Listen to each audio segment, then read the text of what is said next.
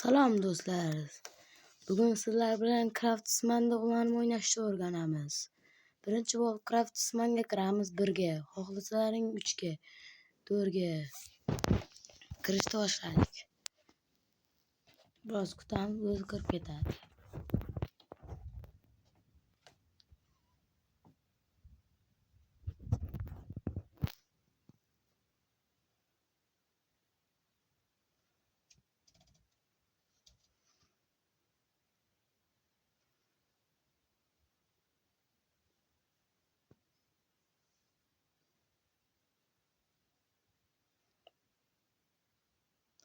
Ana do'stlar, biz Craftsman 1 ga kirib oldik.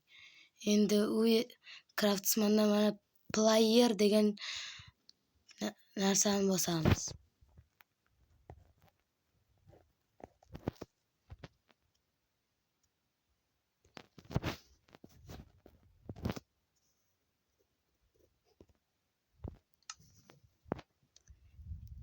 Endi sizlar do'stingiz bu joyga kirib turadi-da,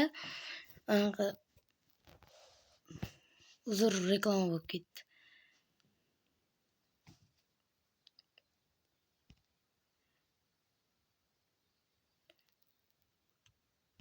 Do'stlar, reklama. Do'stingiz shunga kirib turadi, siz tek mana bunaga kirib ketasiz. Mana Craftsman kirgan bo'lsangiz, mana xohlasangiz tekis yo'l qilmoqchi bo'lsangiz, buni pastdagi o'tkazdirasiz-da.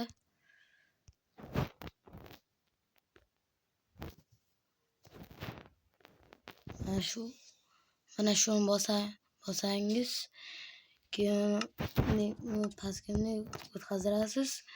Keyin bu yoqda pastda infinity bor. Shuni plastikka o'tkazdirasiz. Uni o'ng tomon, chap tomoningizda mana o'tiradi.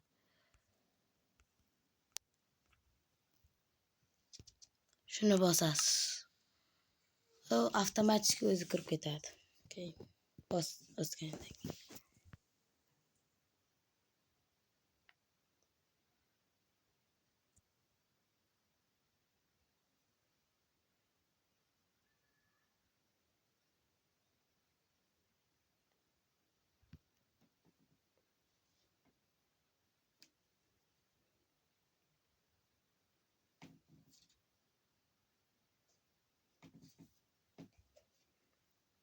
mana do'stlar, sizlar bilan kirib oldik.